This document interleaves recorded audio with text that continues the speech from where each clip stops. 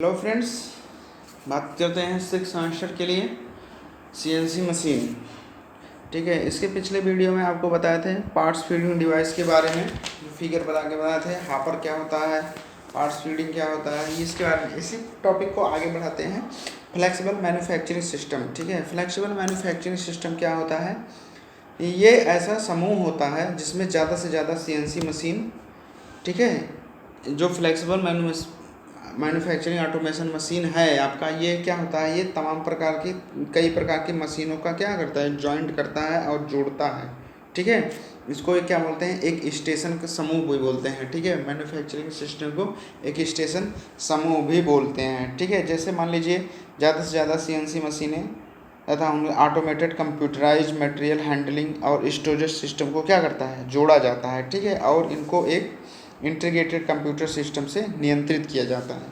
ठीक है, इन सबको एक कंप्यूटर से जोड़ा जाता है और क्या करते हैं, एक इंटीग्रेटेड कंप्यूटराइज से इसको क्या करते हैं, इसको नियंत्रित करते हैं, मतलब नियंत्रित कंट्रोल में लेते हैं। ठीक है, जिसको कंट्रोल बोलते हैं, और यह उसी कंट्रोल से इसको क्या करते हैं, चलाते हैं। ठीक है, कौन सा क्या कब काम है। ठीक है, इसके मुख्य भाग 4 प्रकार के होते हैं। ठीक है, ये 4 प्रकार के इसके अलग अलग होते हैं। जैसे मान लीजिए flexible automation, CNC machine tools, group technology, automated material handling, बेडविन मशीन, उसके बाद डायरेक्ट न्यूमेरिकल कंट्रोल मशीन। ठीक है, तो ये सब क्या है, इसके अवयव हैं। ठीक है, उसी अवयव में इसका मैं अगर वर्गीकरण करूँ, ठीक है, वर्गीकरण क्या होता है, वर्गीकरण में यह भी तीन प्रकार का होता है। ठीक है, जो आपका फ्लेक्सिबल मैन्युफैक्चरिंग सिस्टम है, ये 3 प्रकार का, इसका वर्गीकरण 3 प्रकार में किया गया है। ठीक है, पहला है मैन्युफैक्चरिंग फ्लेक्सिबल सिस्टम, दूसरा है प्रिज्म या गोलाकार, तीसरा क्या है, समर्पित या खुरदरा।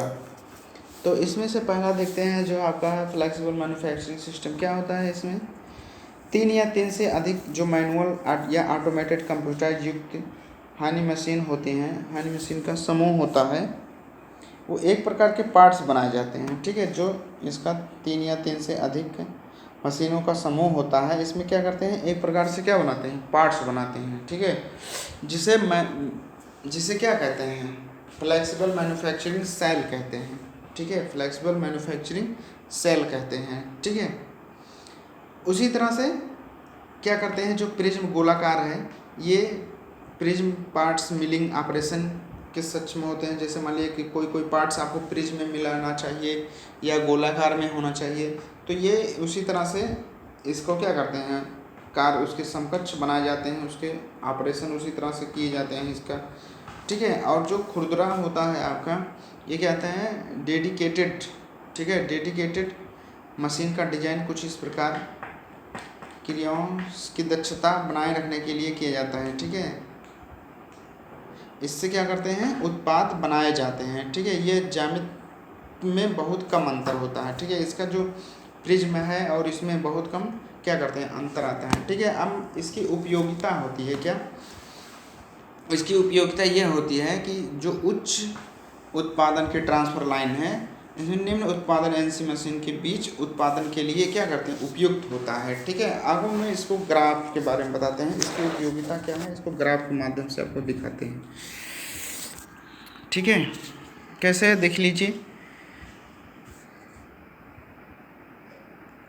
जो आपका ये जो उच्च उत्पादन है, मतलब हाई एनसी मशीन वाला, ये क्या है, उच्च उत्पादन इसको बोलते हैं। ठीक है, ट्रांसफर लाइन, और निम्न उत्पादन मतलब ये एफएमएस।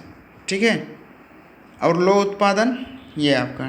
ठीक है, अगर प्रोडक्शन वॉल्यूम की बात किया जाए, ठीक है, अगर प्रोडक्शन की बात किया जाए, तो जो हाई है इधर देखा जाए, यहाँ आपका ये हाई होगा।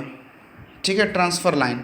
ठीक है, ये आपका हाई प्रोडक्शन दिखाएगा। ठीक है, और ये आपका लो प्रोडक्शन दिखाएगा, लो मैन्युफैक्चरिंग सिस्टम दिखाएगा। तो क्या होता है, जैसा कि ग्राफ से स्पष्ट आपको दिखाई दे रहा है कि एफएमएस पर कई प्रकार के पार्ट्स एक साथ बनाए जा सकते हैं।